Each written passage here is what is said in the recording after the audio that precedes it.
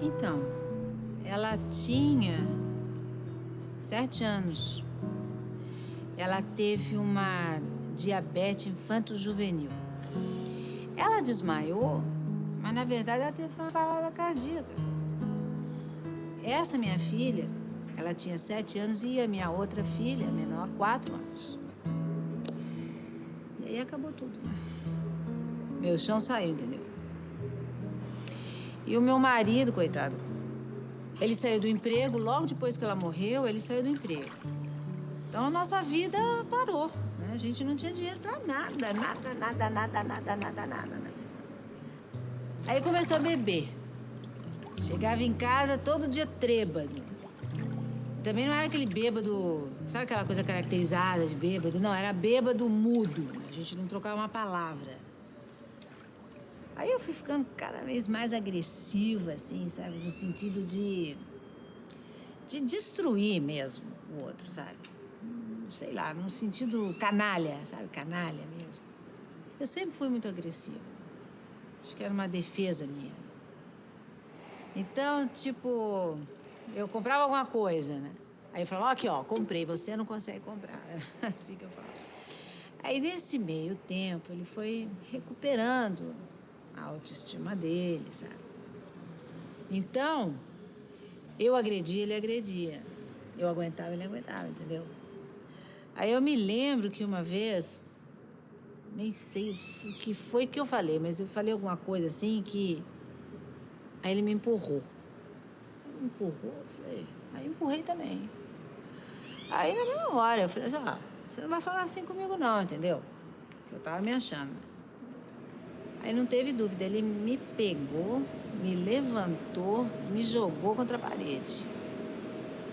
Aí eu bati assim com toda a força, fiquei inteirinha roxa, menina. Inteirinha. Ele saiu de casa, eu fui pra casa do meu irmão. Só eram umas 3 horas da manhã. Ele só chorava, né? Chorava.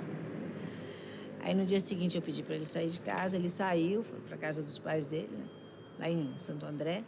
Aí 2 meses depois, tudo aquilo que eu queria que tivesse acontecido lá atrás, né? Daí aconteceu, porque tinha minha filha, Juliana, então ele ligava para saber da minha filha e tal, né? Mas ele ligava assim, numa boa, vamos conversar, sabe? Daí a gente começou a namorar. A gente namorou o quê? Uns 4, 5 meses, foi o melhor período da minha vida, né? Menina, daí surgiu uma paixão tão madura, sabe? Tão respeitosa. A gente conversava sobre tudo, inclusive sobre o que aconteceu, né? Então, conversava assim. Aí ele um dia falou, pô, você sabe, não queria ter feito aquilo, mas você sabe como é que eu sou. Tenho esses rompantes, sou explosivo mesmo, mas você também provocou, né? E eu provoquei. De fato, eu provoquei. Que tipo de coisa ele desmerecia em você? Naquela época? É. Eles mereciam tudo em mim. A coisa mais clichê, mais banal, assim, tipo... Sei lá, você corta o cabelo. E o cara não fala nada. Pô, não é possível que não repare, né? Até acredito, tá, tudo bem, não repara, mas é horrível, né? É horrível, pô. Ou então você faz um puta do esforço pra perder 3 quilos. 3 quilos? Pra eu perder 3 quilos é difícil pra boa, né?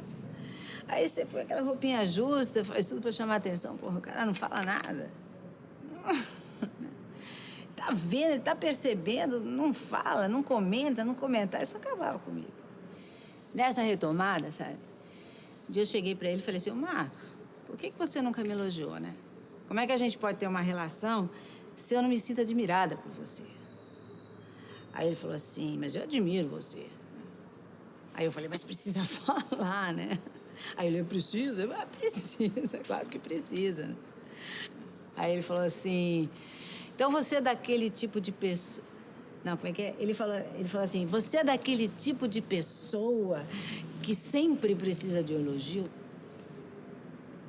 Como se precisar de um elogio fosse um defeito, entendeu? Isso me perturbou um pouco a cabeça na época, mas aí um dia criei coragem e falei assim, olha aqui, Marcos, eu preciso de elogio. Eu preciso de elogio, a torcida do Corinthians precisa de elogio, entendeu? Todo mundo precisa de elogio, né?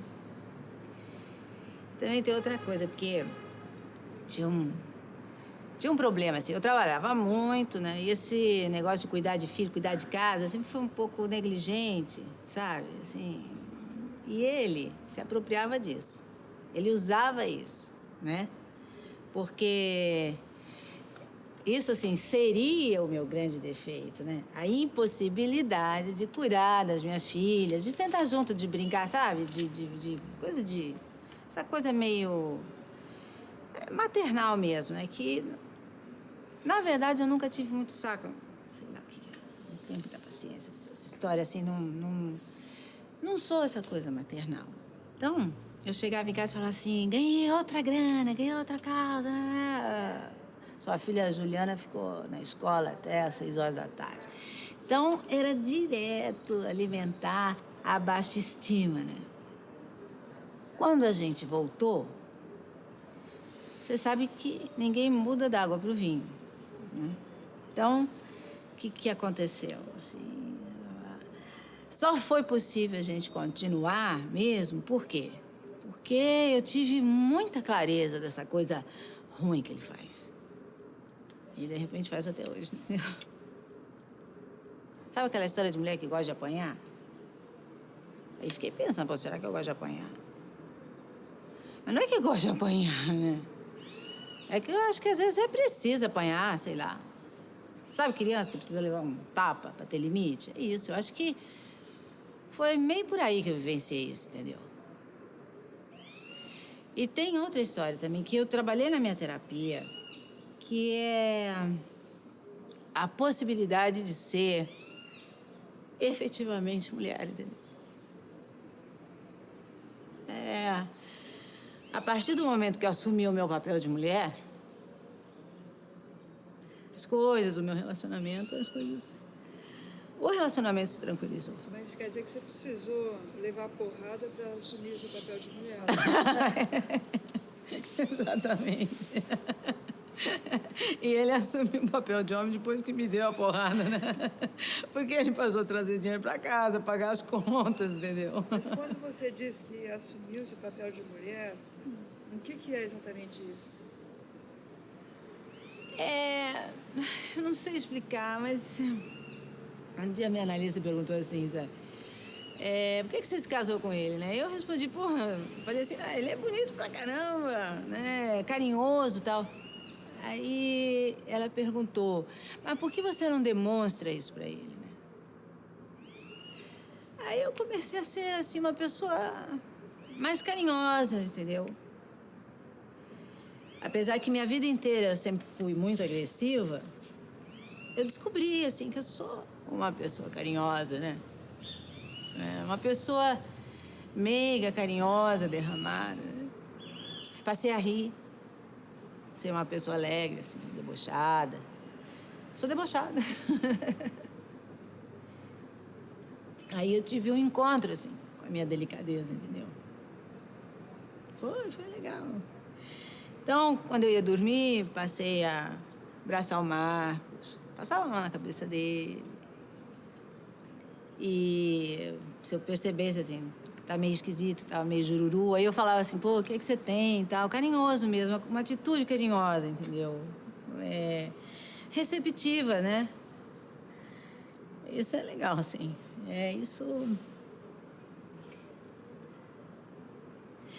Isso muda muito, né? Isso muda tudo com o mundo, né? É isso.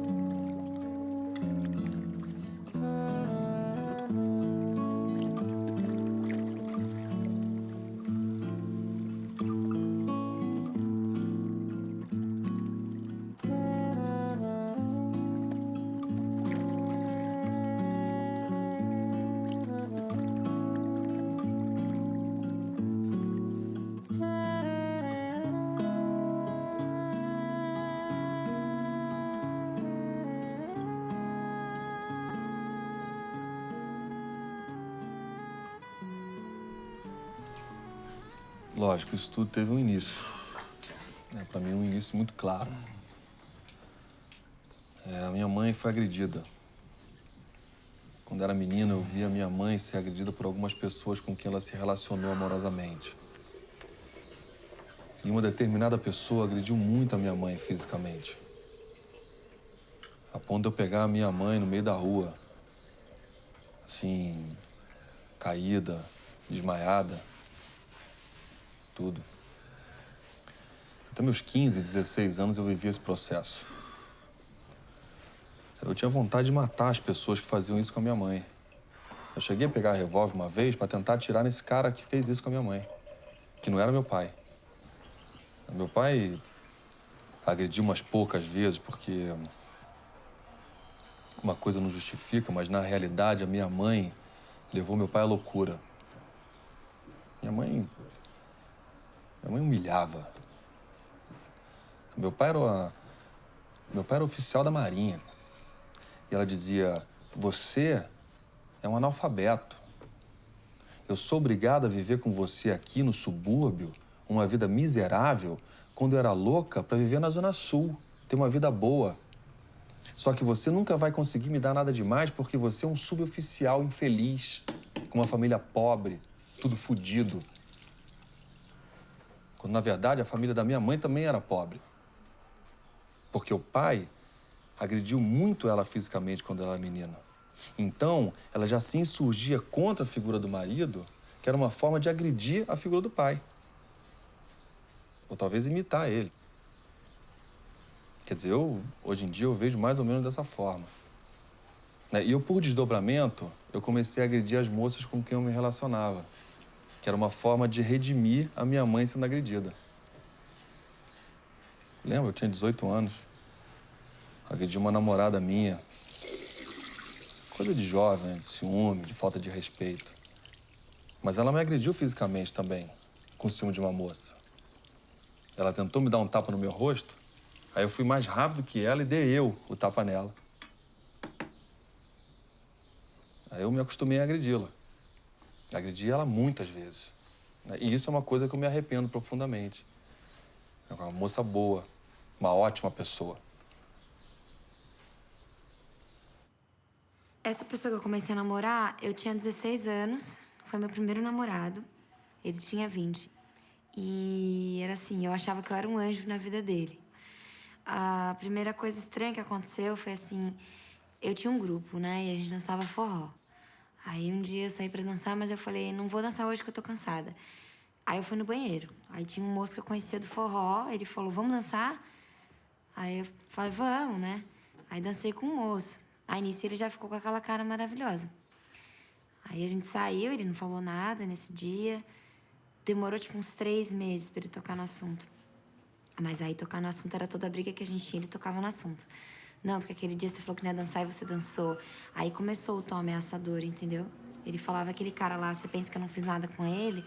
Aí eu pensava, será que ele faz alguma coisa? Será que ele é capaz de fazer alguma coisa? Eu ainda acreditava que ele ia mudar. Aí, lógico, tem uma hora que chega e você fala, a pessoa não vai mudar de jeito nenhum, né? Cai a ficha, aí você tenta terminar. Aí eu tentei e ele começou a me ameaçar mais. Ah, me ameaçava assim, eu vou matar seu tio, vou matar sua mãe, vou matar a família inteira.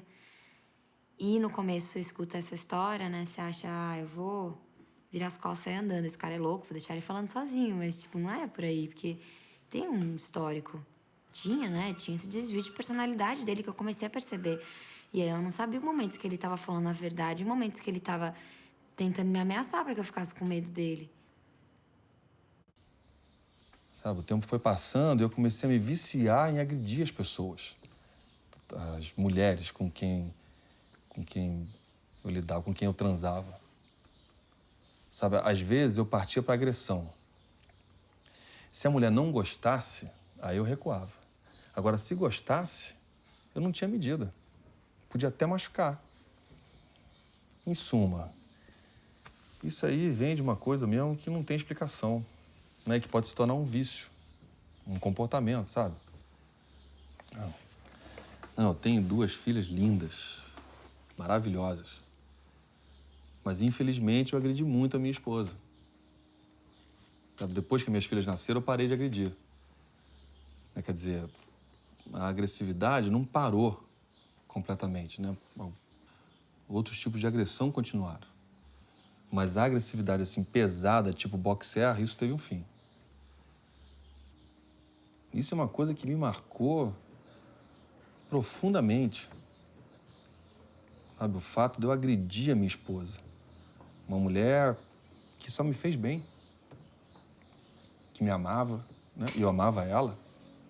Pô, e eu tive coragem de agredi-la. Pô, isso é uma coisa que eu não me perdoo. Uma coisa que não tem explicação. Eu não sei se você já passou por alguma experiência dessa na sua vida. Sabe? Se não passou, graças a Deus. Sabe? Mas isso não depende de nada excepcional, não. Sabe? Essas coisas, elas surgem das coisas mais triviais das relações humanas. Sabe? A vontade de agredir, tudo é pretexto. É uma necessidade de agredir. Sabe? É quase que fisiológico. Sabe como você tem de comer, de cagar, de mijar, de fuder? Entendeu? É uma necessidade de agredir. Aí depois que você dá vazão a essa porra desse instinto horroroso, né, aí você se arrepende. E tem gente que não se arrepende, né? Isso que é pior.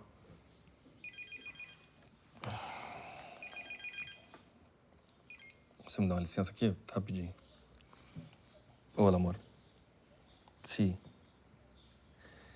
Não, estou aqui na entrevista que te dije.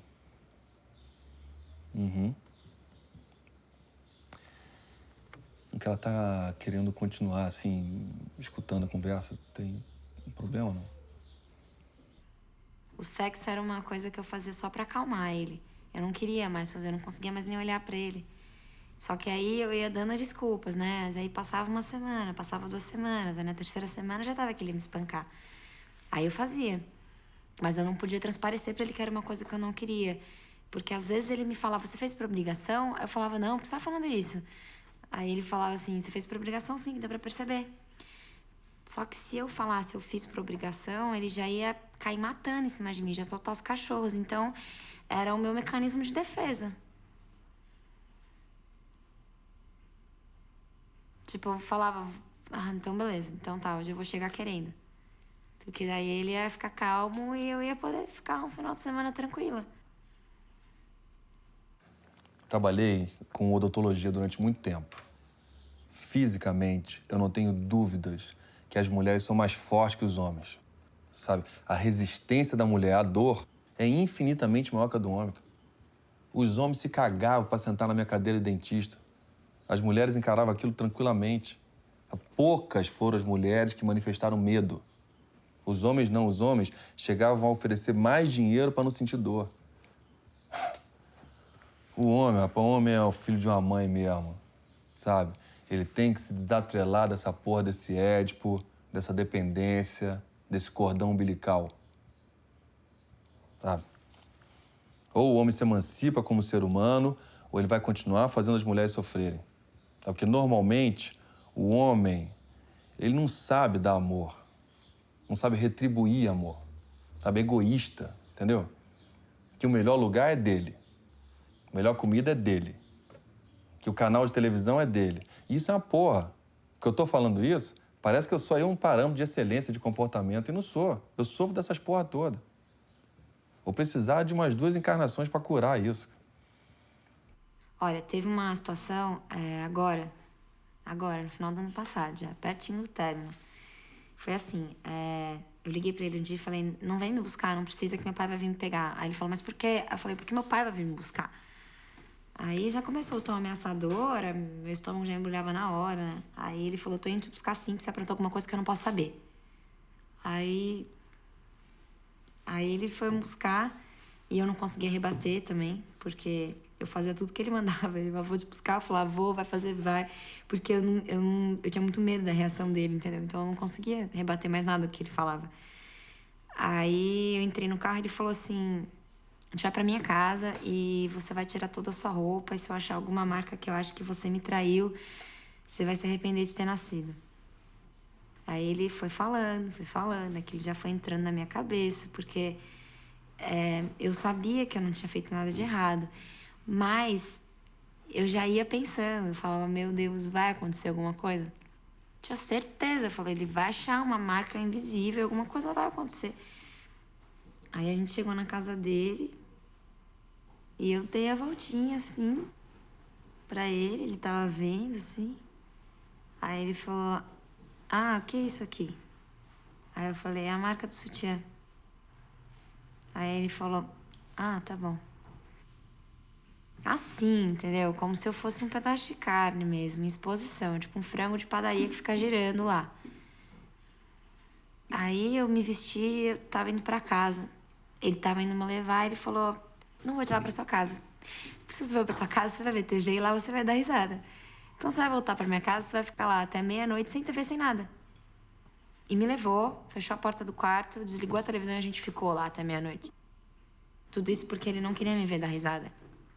Entendeu? Então é uma coisa muito louca, porque ele não podia me ver feliz. O objetivo dele era esse, eu não quero te ver feliz. Porque é fato, assim, uma coisa é o psicológico, outra coisa é o físico. E eles mexem tanto no seu psicológico que às vezes você acredita. Às vezes eu paro, assim, tô tranquila, eu falo, não, eu fiz alguma coisa de errado. Eu errei, eu que sou culpada da situação, entendeu? Ah, eu sempre fui muito ciumento. A característica minha é o ciúme. Tem muito ciúme. Ela tá aqui, ó, telefone comigo. E, porra, ela mora na Espanha e eu moro aqui no Brasil. É difícil. Rapaz, isso aqui é uma coisa muito particular, hein? Não, pelo amor de Deus. Não que eu esteja escondendo ela de ninguém, não é nada disso. É que eu continuo vivendo debaixo do mesmo teto que a minha ex-esposa. Né? Nós estamos separados mesmo. Não legalmente, mas estamos. Né? E eu quero muito bem a minha ex-esposa e ela quer muito bem a mim. Né? Isso, pra mim, é uma vitória. Conseguir ser amigo mesmo depois de separados. E por que você quis que a sua namorada ficasse escutando? Ah, porque eu já tive episódios de agressividade com ela. Por qual motivo? Olha, é a mesma coisa que me desperta sempre a relação com a figura feminina. Sabe, uma insegurança, um ciúme em excesso, uma necessidade de punir. Acho que, de alguma forma, esse negócio vem lá da minha mãe. Sabe, uma coisa difícil de resolver. Você quer saber de uma verdade? Eu acho que a minha mãe mereceu as porradas que ela levou do meu pai. Do outro, não. Mas do meu pai mereceu. Minha mãe levou meu pai à loucura. Ele não era de bater em mulher. Não, só que ela humilhou muito. Agrediu ele fisicamente. Bateu na cara dele. Quebrou o pente, passou no rosto dele. Pisoteou as roupas dele todas, jogou tudo no chão, na lama. Pô, chegou uma hora que o cara perdeu a bússola, né, cara? Enfiou a porrada. Pô, e aí ele bateu mesmo como um... Sabe, o cara é oficial da Marinha, pô, boxer, forte pra caralho. Minha mãe magrinha, 39 quilos. A primeira porrada que ele deu nela, quebrou a dentadura. Eu vou te falar uma coisa. É trágico e é cômico. É cômico. Você, como cineasta, você sabe que nada é tão trágico que não tem o seu ponto cômico, né? Não, e agora, passados muitos anos, eu consigo achar graça disso tudo. Sabe, quando eu lembro que meu pai quebrou a dentadura da minha mãe e da empregada. Quer dizer, ele deu um prejuízo, mas ele deu lucro pro dentista. Você tá entendendo? A empregada foi tentar ajudar minha mãe, meu pai enfiou a porrada na empregada também. E quebrou a dentadura dela também, sabe? Ai, cara. Ó, esse filme pode virar uma comédia, hein? Tá satisfeito?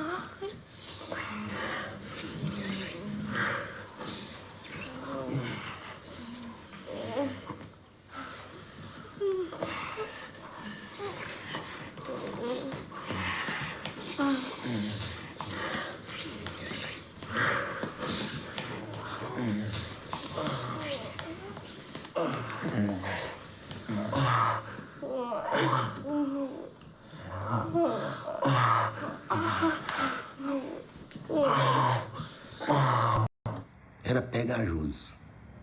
Da minha parte era pegajoso. E o homem, cara, quando ele fica pegajoso, eu acho que foi aí que eu errei. Entendeu? Que eu apaixonei nela. Legal mesmo, assim. Entendeu? Eu fiquei 15 dias dentro da casa dela, cara. Abandonei minha mulher, meus filhos, pra ficar ali com ela.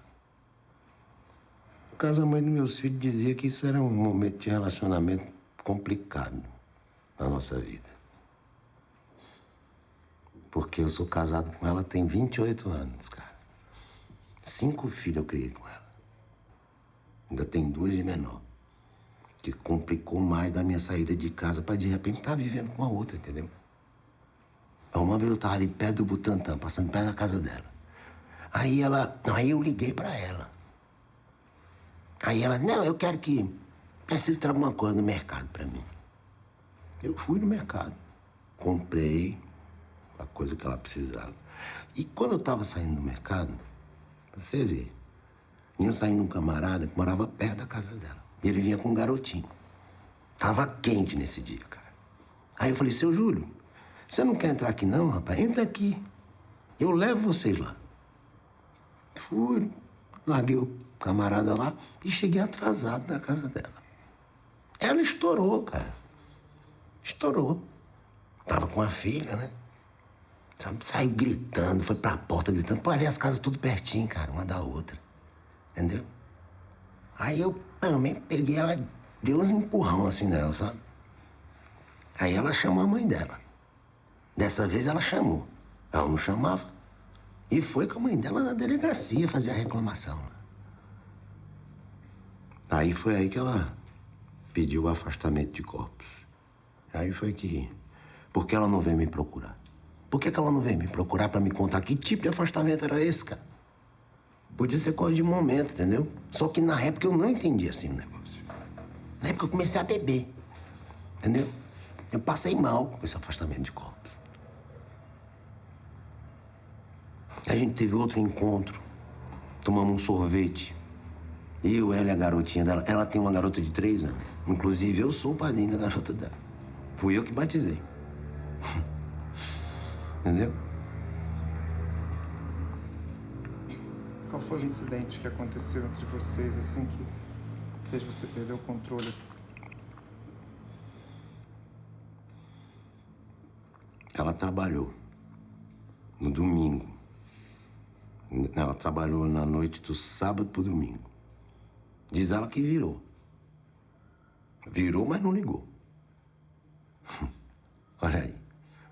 Tá? Aí isso aí, cara, foi me... Sabe? Isso foi influenciando.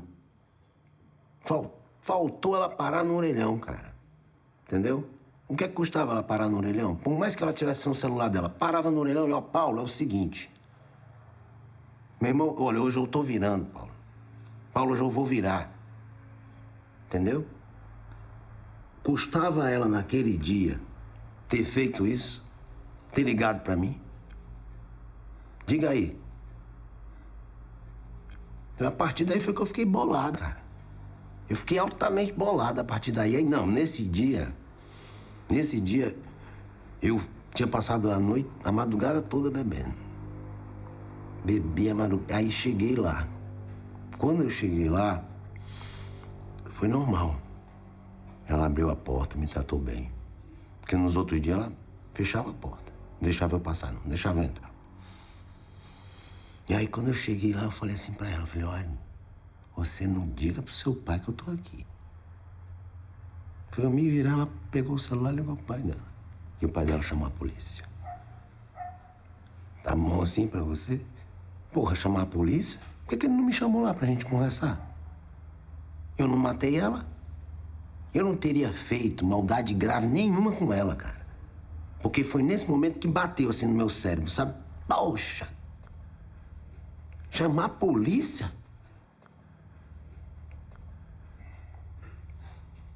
Eu peguei ela assim, cara, eu machuquei ela bastante mesmo com a faca. Sobreviveu, cara. Tá trabalhando já. E eu passei mal, cara. No dia ela mandou ir embora. Aí eu peguei uma roupa dela, porque a minha tava toda ensanguentada, sabe? Aí eu passei mal pra caramba, cara. Eu caí na calçada. Sol quente. E os vizinhos vieram, trouxeram água gelada e jogaram em cima de mim. E ela, o senhorio lá das casinhas, foi que levou pro hospital. Porque desde que a gente tava junto, ela sempre dizia que não me amava. Mas nesse dia, teve um momento que ela falou: eu te amo. E foi justamente no momento que eu já estava em cima dela, na cama. E a garotinha apareceu. Aí foi que ela conseguiu, com os pés, sabe? Me empurrou e eu recuei, fiquei na porta, assim. E ela ficou lá na pia, em pé. Aí ela: ah, eu te amo. Por que você tá fazendo isso? Cara, nesse momento eu joguei tudo pro alto. Joguei a faca. Perdi, sabe?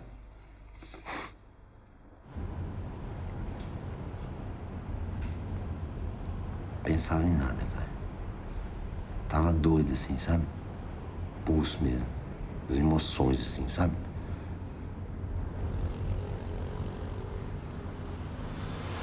Raiva, né, também.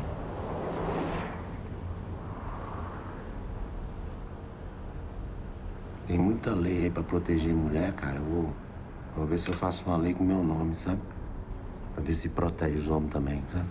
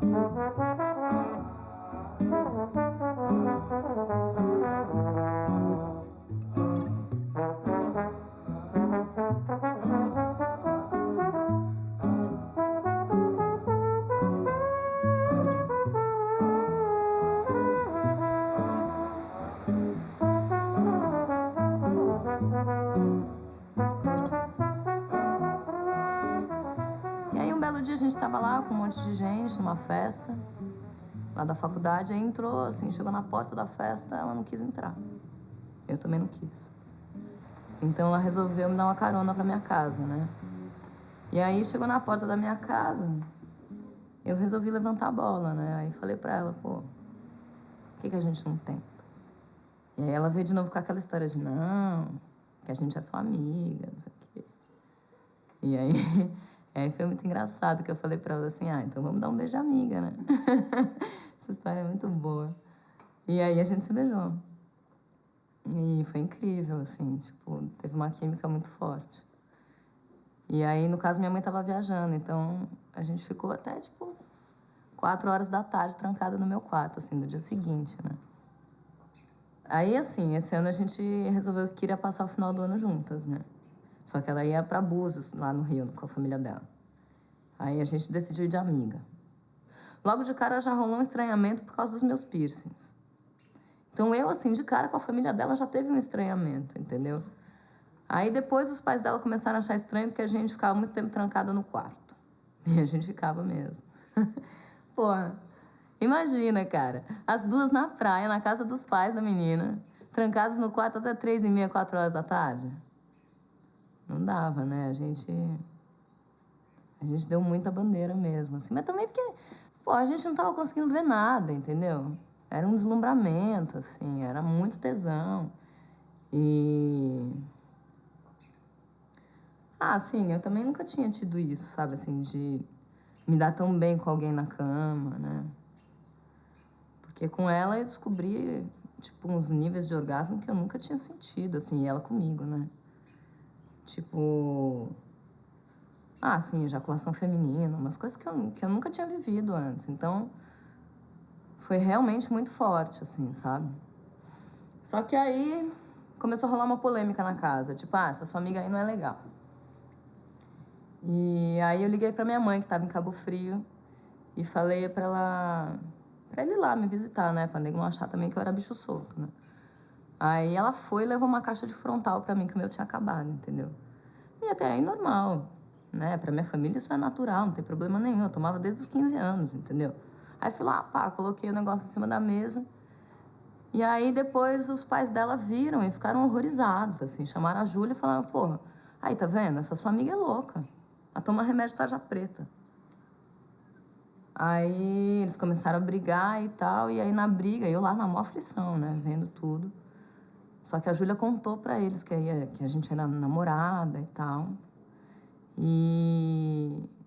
Porra, eu fui esperar do lado de fora da casa, né? E nisso já era dia 31 de dezembro, uma puta chuva lá fora. E eles lá brigando, eu resolvi tomar alguma coisa num barzinho ali, numa barraquinha de praia. Até passei uma coisa horrível esse dia. Eu tava lá na barraquinha de praia, né? Tomando um negócio, conversando lá com o cara que vendia bebida. E já devia ser umas 6 horas da tarde, então não tinha ninguém na praia, né? Aí tava lá trocando ideia com o cara, me deu vontade de fazer xixi. Aí eu peguei, fui atrás da barraquinha. E quando eu abaixei pra fazer xixi, eu olho pra trás. O cara vindo atrás de mim, querendo me enrabar. Aí eu só empurrei o cara, saí correndo de volta, assim, na direção da casa da Júlia. Só que aí eu tropecei e caí, né? E desmaiei. E aí veio a irmã dela, que também era uma pessoa super careta, assim, sabe? Bem travada mesmo, nada acessível, assim. Nem era amiga da menina, nem nada. Aí ela chegou, me puxou, né? Me levou de volta pra casa dos pais delas. E aí você imagina, né? Meus caras já tinham o maior preconceito com a gente. Aí me viram nessa situação, só piorou, né? Eu, por sorte, tinha uma amiga minha de infância que tinha uma casa na mesma rua. Aí a Júlia e a irmã dela me levaram lá pra casa da menina. E eu fiquei na casa dessa minha amiga essa noite, né? Só que aí no dia seguinte nós juntamos nossas coisas, botamos tudo num carro e fomos pro Rio de Janeiro.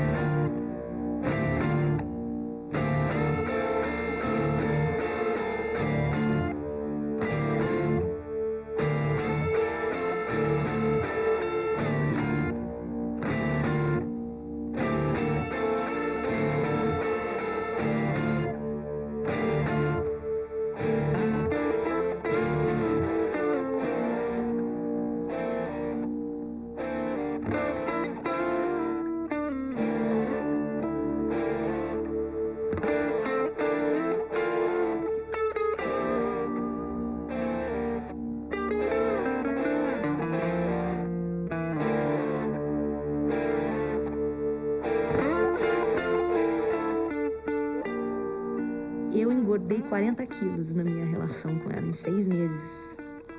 Isso me deixou muito insegura. Então eu comecei a ficar com muito ciúme, ficar possessiva, né? E aí eu comecei a desenvolver um negócio de autoestima seríssimo, assim. Aí, além de eu ficar muito ciumenta dela, muito possessiva, eu comecei a atrair ela. Mas não porque eu não queria estar com ela, eu queria, mas eu precisava me afirmar, né? Então eu queria me sentir desejada, sabe? Passava uma menina linda querendo ficar comigo, assim, né? Então, na época foi o que eu encontrei, assim, para poder, né, melhorar a minha autoestima, assim. E aí isso começou a gerar mais estresse, mais gritaria, mais briga, Porque eu traía ela, ficava com culpa e contava pra ela. E aí ela perdia a cabeça. Aí começou a mesma porrada, pra cima de mim, me dar soco, me chamar de filha da puta, gritaria, enfim, né? Gritaria mesmo, assim. Ela já tava sacando que a coisa da droga tava passando do limite, assim, né, pra gente. Aí a gente resolveu parar de cheirar juntas. Só que ela conseguiu, eu não. Aí a gente saía, aí chegava um momento da noite, assim, que ela ia embora, eu ficava, aí essa brecha gerava mais pra droga, pra traição e tal, né? Uma vez que eu voltei pra casa, 6 horas da tarde, achando que era 6 horas da manhã. E eu cheguei, ela tava louquíssima, assim, louca mesmo, desesperada, me agredindo. Falou que, onde é que você tava? Onde é que você tava? Eu nem sabia onde eu tava, porque eu tava passadérrima, assim. Tava louquíssima. Aí eu fui entrando, assim, ela foi me socando, dando porrada. E eu lembro que eu fui pra cama, assim, aí eu tampei o rosto, assim, fiquei deitada de bruços, assim. E ela pulou em cima de mim, assim, porrada, eu só sentindo dor, assim, nas costas e no pescoço. Eu achava que eu merecia aquelas porradas. Né? Eu achava que ela tinha toda a razão. Eu, naquela situação, se eu pudesse, eu tava até ajudando ela a me bater. E aí teve até uma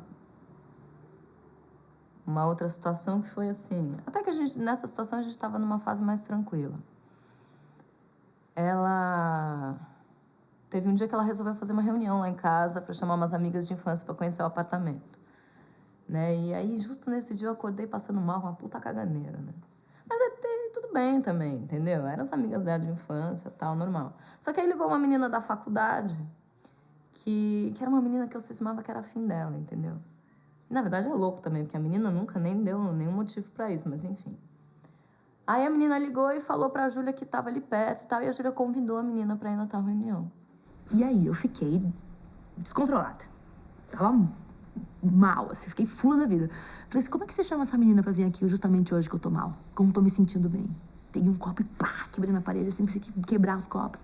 Falei, vai ter festa? Então eu quero ver que copo que vocês vão beber. E pá, quebrei uns 10, quebrei todos os copos da casa, todos os copos.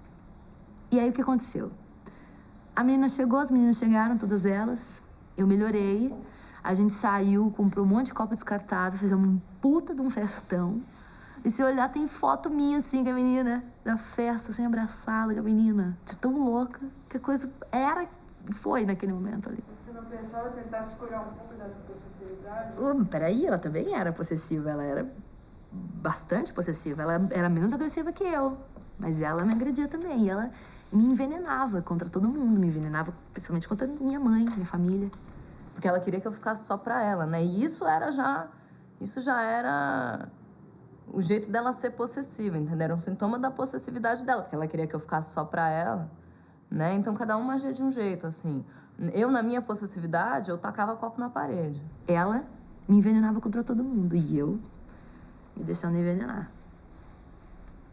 Porque a partir do momento que eu passei a acreditar que ela era a única pessoa que acreditava em mim de verdade, passei a dar para as palavras dela poder absoluto.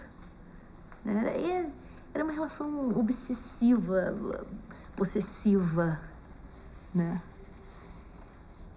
Era muito engraçado porque o sexo, né, até o final da relação, ele resolvia tudo. No meio de tudo que estava acontecendo, quando a gente transava, anulava. Né? Era como se compensasse. E o louco é que a própria relação sexual também foi ficando mais violenta, né? Da gente curtir se bater enquanto a gente transava, assim, arranhar as costas, né? Queimar as costas com cera de vela. Mas isso era bom, entendeu? Isso era prazer, isso era... Geralmente, quando eu ficava nervosa, eu quebrava coisas. Mas eu não vou dizer que eu bati nela, né? Bati. Uma vez eu rasguei as roupas dela. Não as roupas no armário, as roupas nela. Eu rasguei. Mas era como se essa porradaria ficasse pequena, sabe? Perto do que a gente sentia, dos momentos que eram bons, que ainda existiam os momentos bons. Mas naquele momento que vocês se estapeavam com raiva, com tudo, dava vontade de matar? Não, mas não era isso. Não era. Não era raiva, não queria se matar, não era. Era um sentimento de incompreensão. Tipo, eu quero me entender com você, só que você não tá entendendo uma palavra do que eu tô falando. E daí veio fazer tudo isso pra se reaproximar.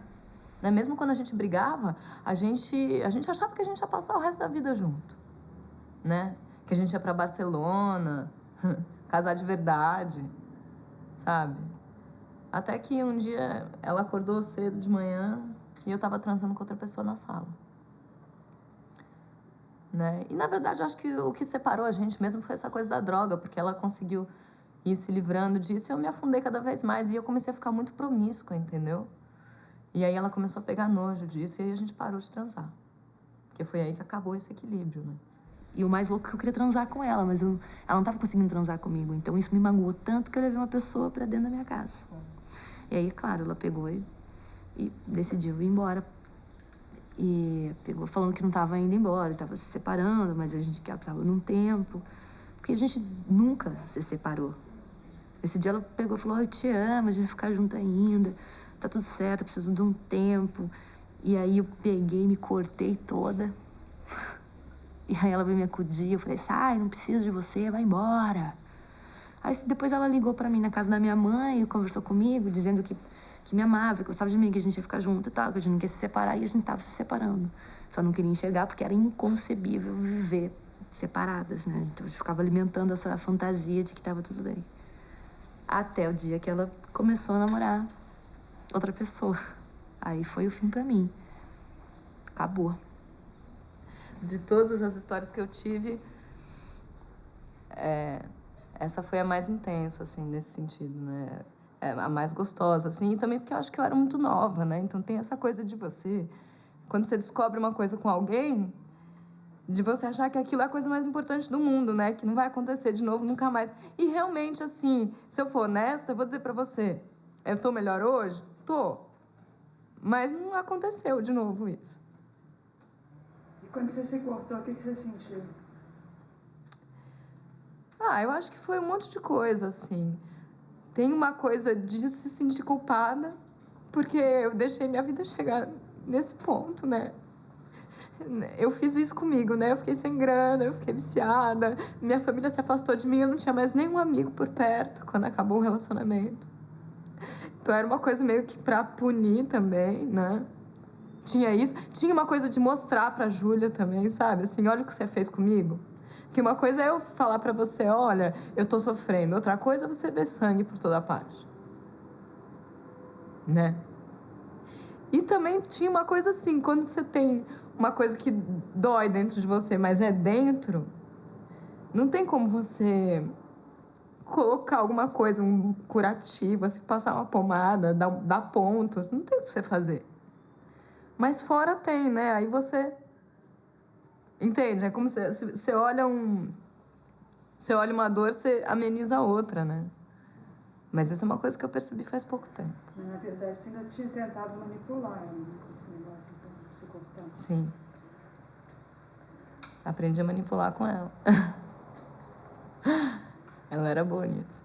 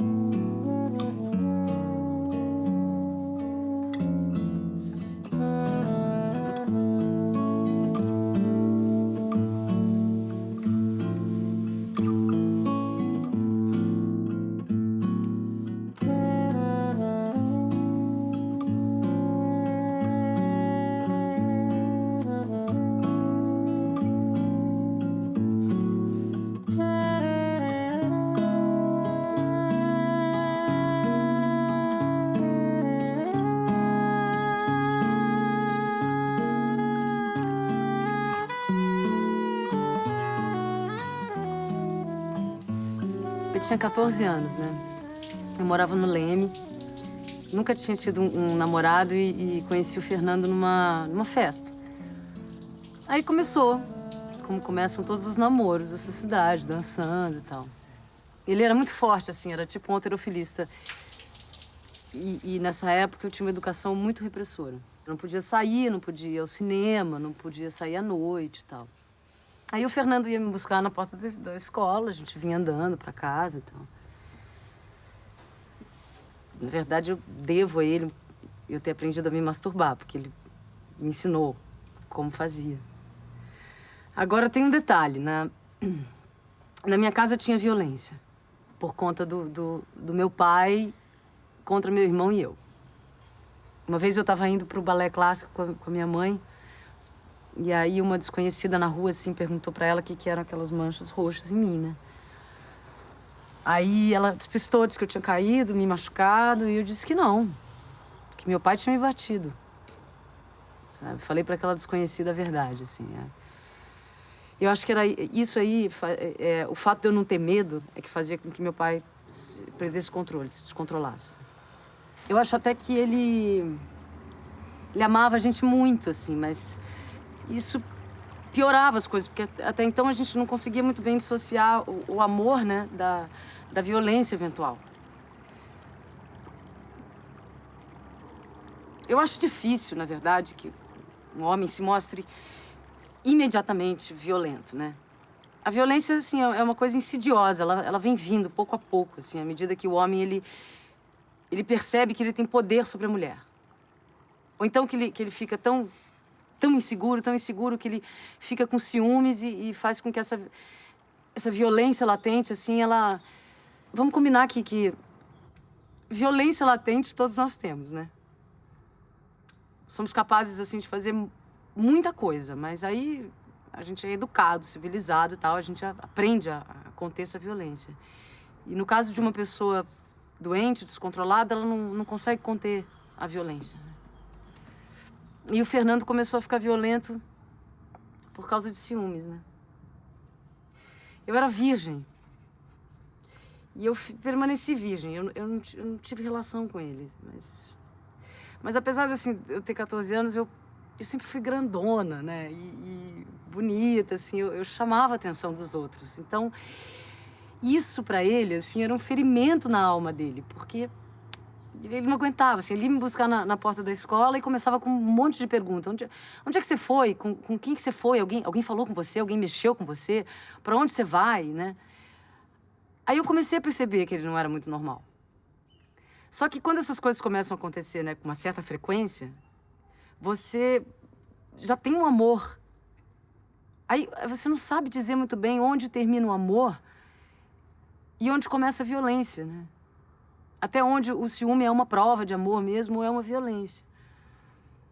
Então, quando eu dizia pra ele, assim, que eu não ia responder isso, aquilo, ele me dava um beliscão, apertava meu braço. Aí quando ele via que ele tinha me machucado mesmo e tal, ele pedia desculpa, dizia que nunca mais ia fazer aquilo de novo. Eu acho que nessa época, assim, eu que era bonita, atraente, né? Eu não colocava um ponto final nessa história por causa da minha história familiar, né? Porque eu estava realmente acostumada a estar submetida a uma relação de poder e de agressividade e de amor ao mesmo tempo. Então, eu achava normal, assim, até um certo ponto, quando era um beliscão, quando era, sei lá, um tapa, assim. Mas aí, quando ele começou a puxar meu cabelo com muita força, e eu tinha cabelo até a cintura, aquilo começou a doer muito, eu pensei, se um dia eu caso com esse cara, ele me mata. Só que eu insistia porque era bom, né? Era gostoso. Mas então você acha que de alguma forma a violência era atraente pra você? Você podia gostar um pouco disso? Não. Não, eu não acho que eu achasse a violência atraente, não. É que o fato é que meu pai, ele me batia. Então, até que ponto eu podia interpretar, assim, um tapa, né? Um beliscão como um não gostar? Aquilo pra mim fazia parte do amor, né? Mas eu sentia muita raiva de mim por não conseguir terminar. Aí teve um dia que aconteceu um episódio, assim, que eu tava na praia, né? Eu pegava onda de camiseta, assim, pra não ralar a barriga, e eu tava na praia com os meus amigos, e aí eu entrei no mar, sei lá, sem prancha, e fui nadando até o fundo, e aí lá fiquei apoiada numa prancha com um amigo meu conversando e tal. Aí o Fernando chegou na areia e me apontaram. Quando ele viu aquela cena na areia, na areia não, no mar, deu conversando com meu amigo na prancha, ele resolveu entrar no mar. Aí ele foi nadando na minha direção e eu fui nadando na direção dele. Quando eu cheguei perto dele, que eu olhei a cara dele, ele tava com uma cara, assim, descontrolada. Eu até falei legal com ele, falei, oi, amor. Ele me olhou com um ódio tão grande e me deu um caldo. Caldo de brincadeira de criança na praia. Assim. Aí, só que ele me segurou lá embaixo, entendeu? Aí eu tentava subir e não conseguia. Tentava subir e não conseguia. Tentava e não conseguia. Meu pé não estava encostando na areia. Eu comecei a ficar desesperada. Eu pensei, eu vou morrer aqui. E foi uma coisa clara na minha cabeça, eu vou morrer aqui. Aí eu comecei a soltar soltar água pela boca e aí ele foi me soltando. Aí eu soltava aquele choro desesperado. Não era nem um choro de alívio, não. Era um choro de desespero, porque que loucura. Como é que... Assim, qual a fronteira entre você amar uma pessoa, né? E querer matar ela. Ou não, ou nem querer matar e acabar matando, né? Não tem aquela história da Eloá? O cara chegou no hospital perguntando qual que era o estado dela, sabe? Ele deu um tiro na cabeça dela, na virilha dela. E aí ele chega no hospital perguntando qual o estado dela. Quer dizer, foi uma coisa premeditada, ele quis me matar. Acho que não, mas eu acho que fugiu do controle, sim. Fugiu de qualquer limite. Eu acho que... Assim, depois disso, eu passei a ser uma pessoa, assim, com tanto apego à liberdade, sabe? Porque eu acho que enquanto eu vivi lá nas casas dos meus pais, eu vivia dentro de um cárcere, sabe? Eu não podia fazer nada. A única coisa que me salvava eram os livros, porque daí eu vivi outras histórias, vivi outras vidas e tal. Então, na verdade, eu acho que a violência paterna era quando eu penso nisso, a violência paterna era muito pior, porque dali tinha uma relação de poder mesmo, né? E aí o que mudou foi que eu decidi que eu ia começar a trabalhar logo, que eu ia ganhar meu dinheiro logo, que eu ia sair de casa. E o que mudou em relação à violência foi quando eu fiz 18 anos, assim, que meu pai chegou um dia pra me dar um tapa na cara. Aí eu dei um tapa na cara dele e mandei ele tomar no cu. Aí eu falei pra ele que ele era um filho da puta, assim, que ele não me batesse mais, porque eu tava forte, que se ele me batesse, eu ia bater nele de volta. Aí ele fez uma cara, assim, de espanto, ficou... Acho que ele não esperava isso de mim, né?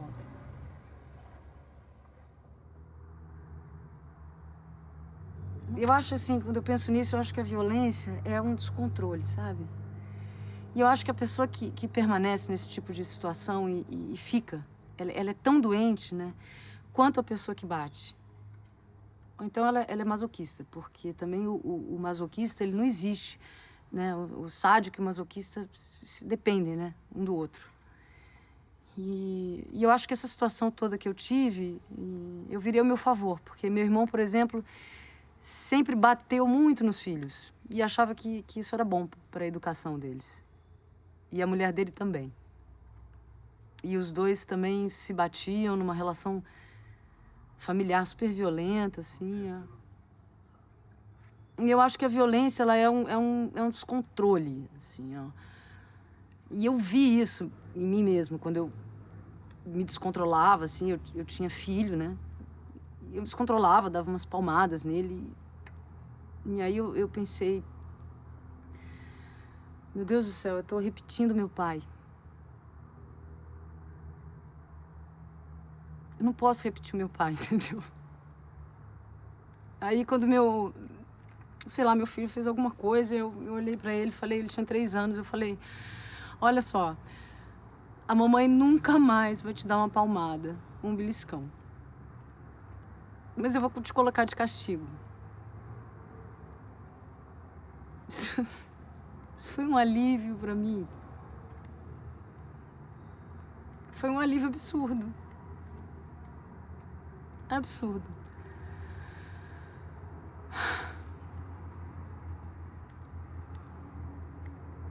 Você nunca mais entrou em outra relação violenta? Não, nunca mais. Nunca mais. Nunca mais. Eu decidi, assim, que eu nunca mais eu queria um homem, sabe? Nunca mais eu ia deixar um homem tocar um dedo em mim. Nunca mais eu ia namorar alguém ciumento e nunca mais eu ia sofrer uma agressão. E realmente, olha, nunca mais eu topei com alguém assim. E se eu não topei, foi porque eu não quis, porque tá cheio deles aí por aí, sabe? Eu tive realmente sorte de não ter morrido aos 16 anos, mas tem muita mulher que se vicia nesse tipo de relação. Então acho que eu virei essa história, sabe? Pra mim, assim.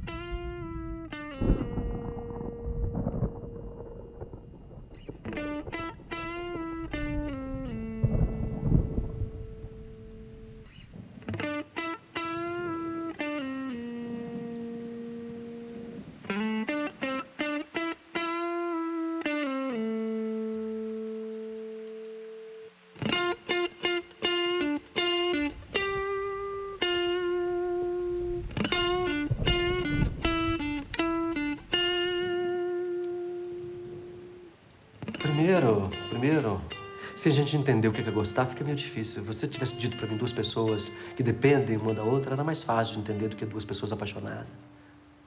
A relação afetiva é um ato de pirataria permanente, onde você busca no outro o que você não tem e vice-versa. É um combate, onde o suor do amor podia ser a excreção do ódio que um tem pelo outro por não ter todas as coisas que o outro tem. E como é precária a posse dessa coisa, eu amo e eu me desespero por amar. Isso por instinto de sobrevivência, porque meu instinto está dizendo que é importante ter filho com ela, porque isso vai me gerar filhos fortes. Ou porque eu sou incapaz de viver sozinho, né? Ou pela necessidade de transformar o outro num objeto de representação de sucesso para mim mesmo, ou na exposição pública da minha conquista, ou ainda por ter do outro a beleza, a inteligência, a sensibilidade, ou qualquer outra qualidade que o outro tem e que eu preciso dela. Nós nos grudamos um ao outro, iludidos de que podemos nos apossar do que o outro tem, vampiristicamente. É uma coisa canibal, meu amigo. Comigo aconteceu de chegar a um limite algumas vezes.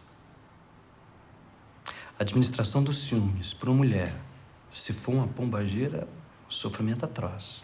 Você não tem ideia. Você não tem ideia do que é se ver manipulado. Os teus hormônios não te deixam em paz. Porque os teus culhões estão produzindo porra que precisa ser ejetada e porque o quentor e a umidade daquela determinada xoxota, que é aquela que com cheiro e contato e a grudação e mais o sentimento de que você é invulnerável. Eu tive uma namorada, minha última namorada, eu só entendi o quanto eu amava depois que nós acabamos. Só isso, depois.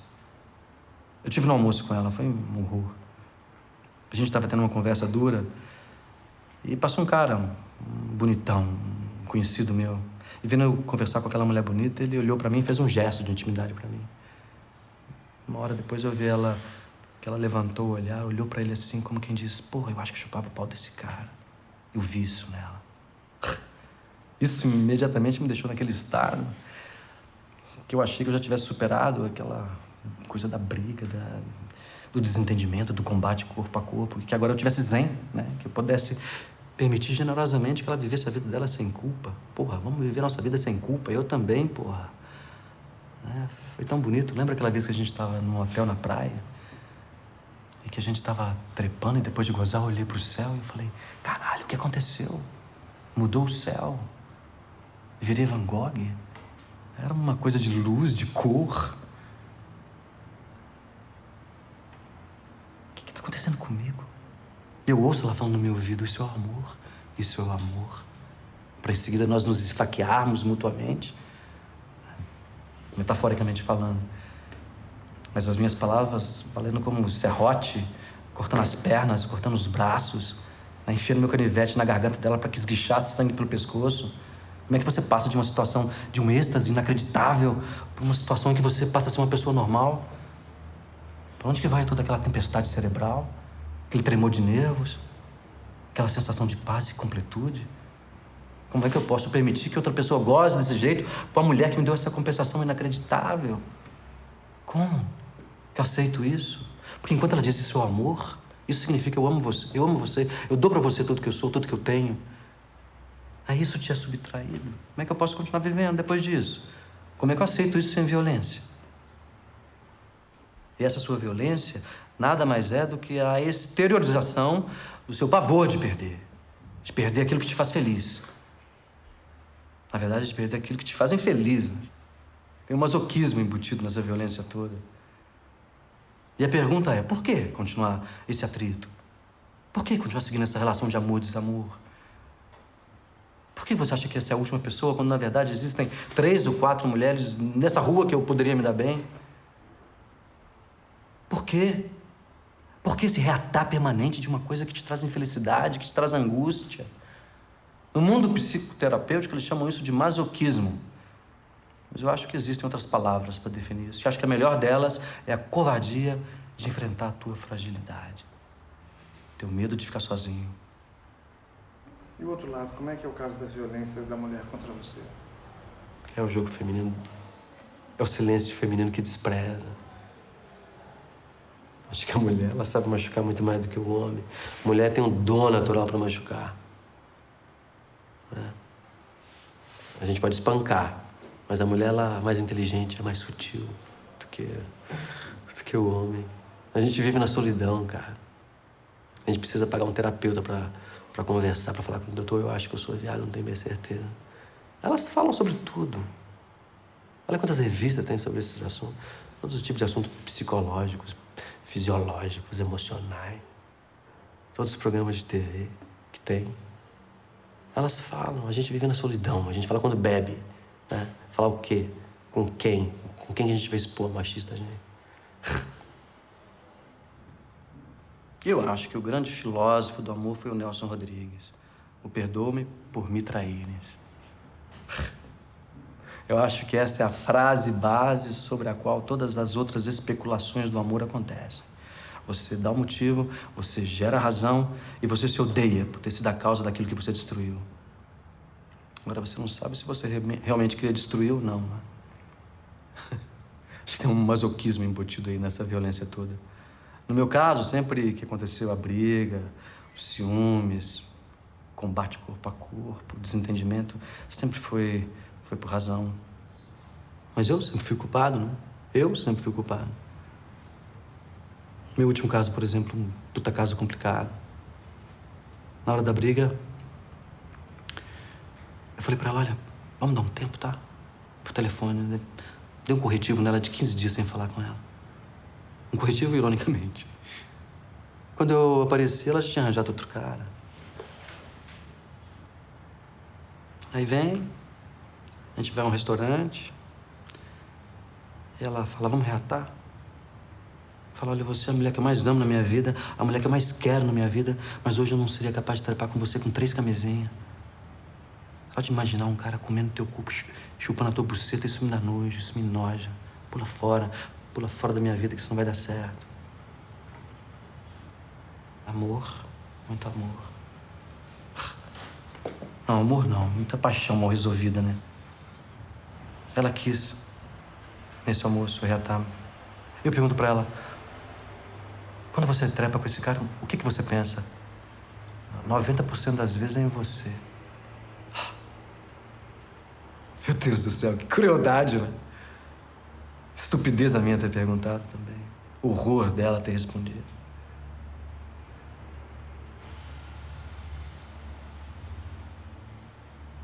Quer saber como é que foi? Foi uma outra namorada. Já faz algum tempo. Ela já tinha me passado pra trás algumas vezes. Foi passar 15 dias em Nova York. Quando ela volta, ela me passa com gonorreia. Fiquei doido. Eu quebrei tudo. Eu quebrei geladeira, quebrei televisão, quebrei tudo. Rasguei as roupas no armário. Eu batia muito. Eu batia com a mão aberta, né? Porque se eu fechasse, eu matava.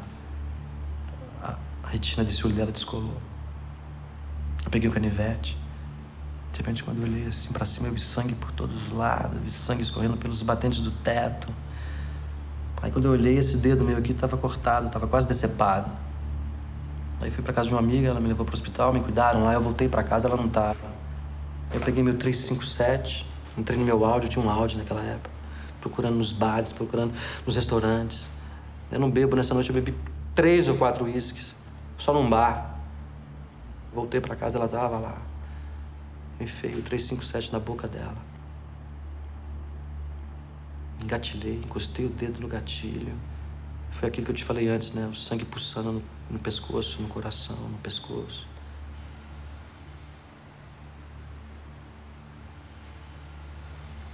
Eu não atirei.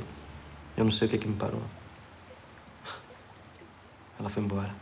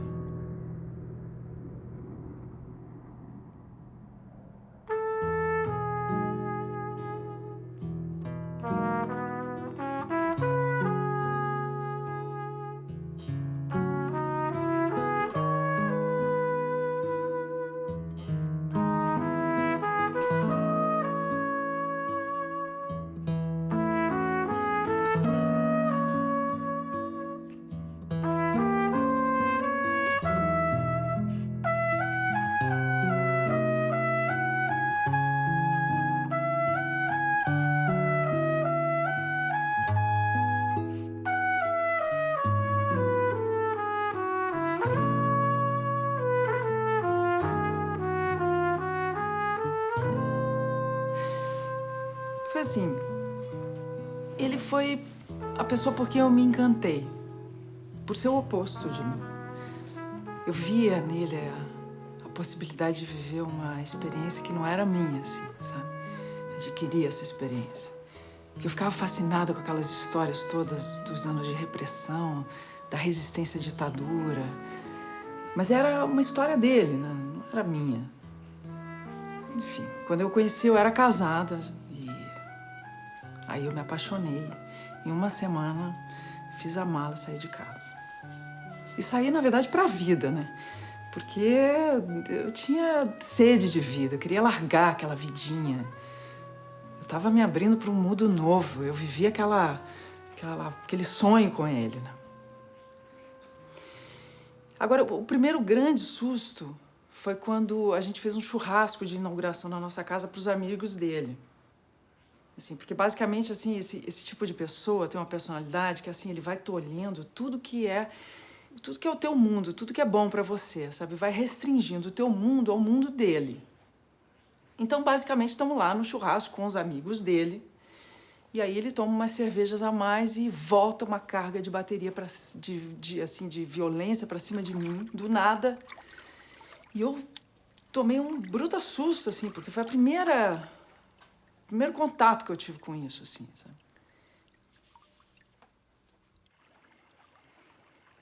Agora eu sou culpada, né?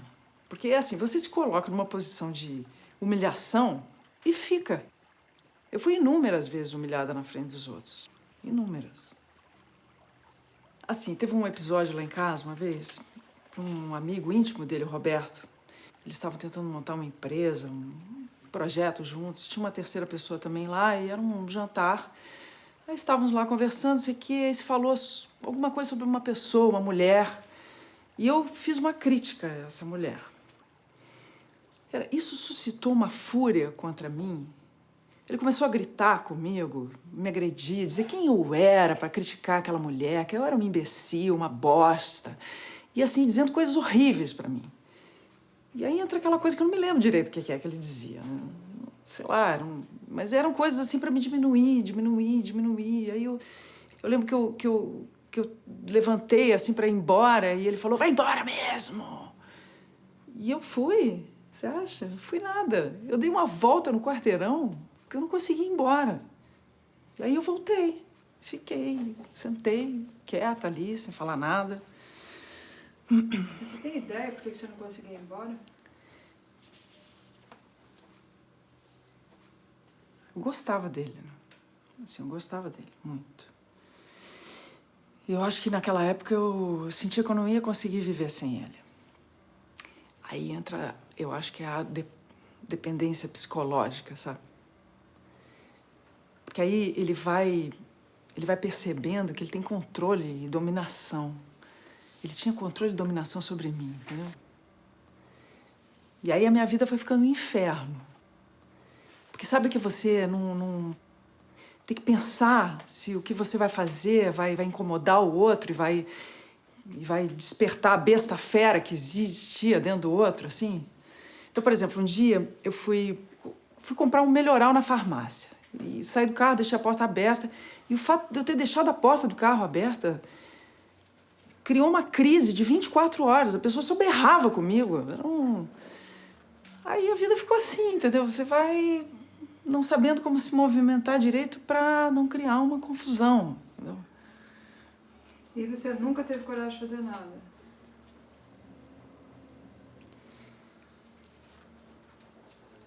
Ah, é que aí a vida foi seguindo assim também, foi...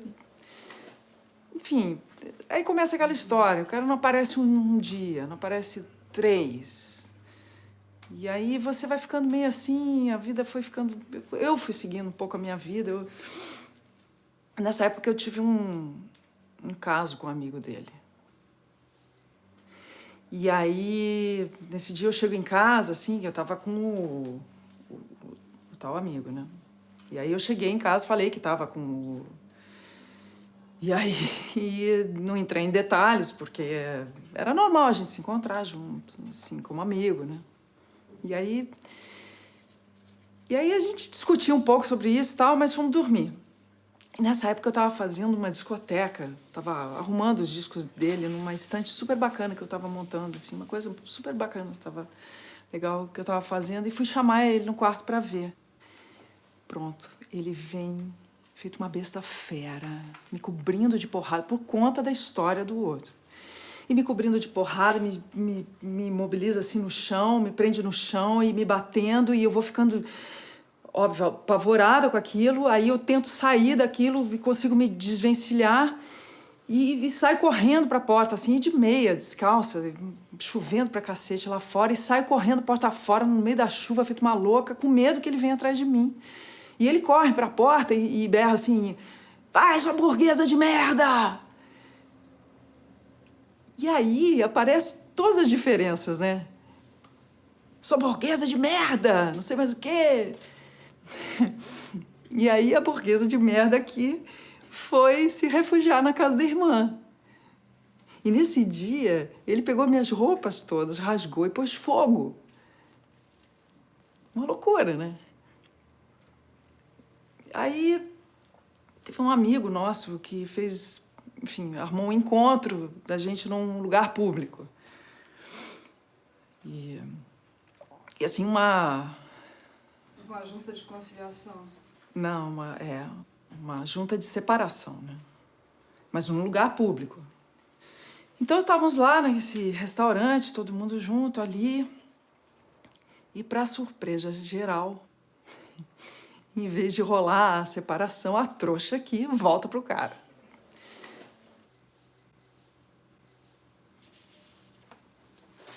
Ele Ele pegou na minha mão, me olhou lacrimejante e disse, olha, isso nunca mais vai acontecer. Nunca mais vai acontecer. Essa relação, esse tipo de relação tem uma coisa que ela acaba com a sua autoestima. Total. Né? Porque é um processo, eu acho. Eu não sei quanto esse processo ele é consciente, o que o outro faz, assim, mas o outro, ele vai tolhendo a tua vida, né? E vai fazendo você acreditar que você é uma bosta, que você não existe, que sua autoestima não existe. E aí você passa a ser um não ser ao lado daquela pessoa, sabe assim? Onde é que está o lado bom da história? O lado bom da história... Não, na verdade é que assim, tem uma coisa que eu não contei, assim, sei lá, eu acho que eu pulei essa parte, não sei porquê. Mas que é assim, a gente, ele um dia me levou na casa de um amigo. E lá ele me apresentou a cocaína, que era uma coisa que não era muito conhecida na época, né? E eu nunca tinha provado aquilo e tal, nossa, foi uma noite maravilhosa, adorei aquele troço. Foi, olha, uma coisa, e eu fiquei assim, aí ele viaja, e eu que tinha adorado aquele troço, e não tinha a menor noção da coisa, vou e ligo pro tal amigo e compro uma pedra para fazer uma surpresa para ele, né? Aí quando ele volta, que ele vê aquilo, ele se surpreende, ele fala, nossa, ele não acreditou, ele não estava no universo de possibilidades dele que eu pudesse fazer uma coisa daquelas. E a pedra virou assim uma festa, porque cheiramos. Por que eu estava te contando isso? Ah, porque eu acho que rapidamente eu percebi que acontecia qualquer coisa, uma briga, uma discussão, um clima, eu saía e comprava o pó.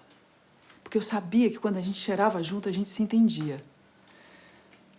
E cheiramos muito juntos, altas viagens, assim, a gente... Teve uma vez que a gente cheirou, assim,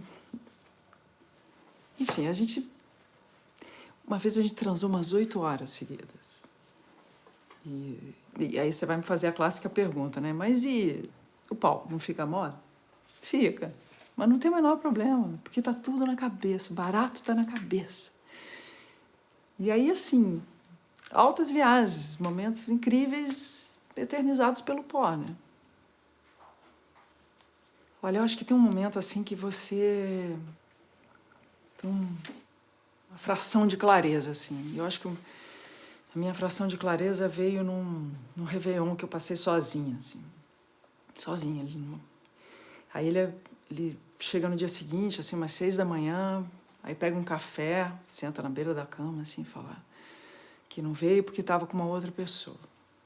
E que estava dividido entre essa outra pessoa e eu. Isso, para mim, foi definitivo, assim, eu falei, olha, eu já aguentei tudo, mas isso eu não vou aguentar. Aí eu falei, olha, eu quero que você vá embora, então pega as suas coisas e vai embora. Porque ele não queria ir, né? Ele queria ficar, viver as duas coisas e decidir. E eu achei que aquilo era o limite do meu limite, que com aquilo eu não ia conseguir dialogar. Mas aí teve quer dizer, na verdade, na época, uma outra coisa que foi muito determinante, assim, foi que na época a gente já tinha filhos juntos. E eu tive filho numa época que eu era viciada. Eu era viciada, mas eu era uma pessoa normal, eu trabalhava, eu tinha muito trabalho até. E quando eu engravidei, eu parei de cheirar. Eu consegui não cheirar. Mas aí depois logo eu voltei a cheirar e minha filha devia ter uns meses, assim, era uma criança de ficar muito no berço, né? E aí teve uma noite em casa que a gente cheirou muito, era noite de festa, cheiramos, e eu errei a mão e apaguei.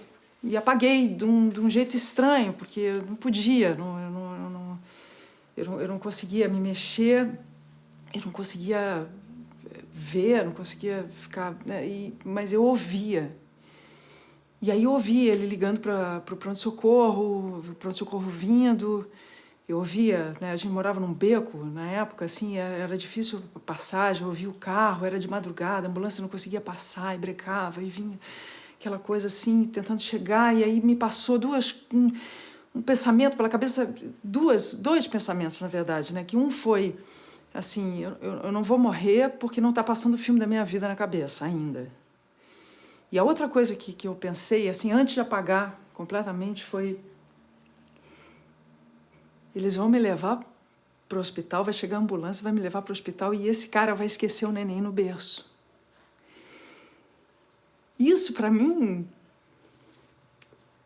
foi definitivo, assim, porque quando eu acordei, que eu não morri, eu pensei assim, porra, tem um neném no berço.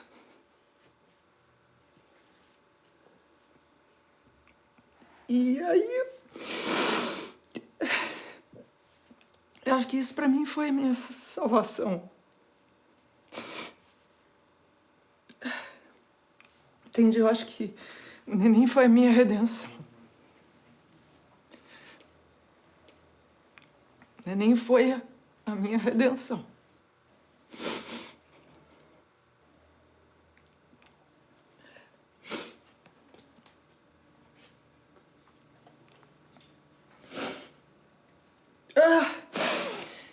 Desculpa. Mas hoje em dia essa história você já superou ela, né? Claro, mas a lembrança disso, assim, a aflição desse momento, assim, sei lá, você me pegou, desculpa. Eu não tinha intenção. Você nunca mais teve relação violenta com ninguém? Não, nunca mais. Assim, desse jeito, não. Assim, mudou, né? A vida foi indo, acho que foi indo pro outro lado, foi indo... E foi muito tempo junto, assim, né? 2 filhos, muita coisa aconteceu, assim. Eu acho que quando tem essa ruptura ela é muito emblemática, assim. Eu acho que é uma coisa que muda a vida mesmo. Nossa, já faz tanto tempo que eu achei que isso fosse me pegar, assim, desculpa.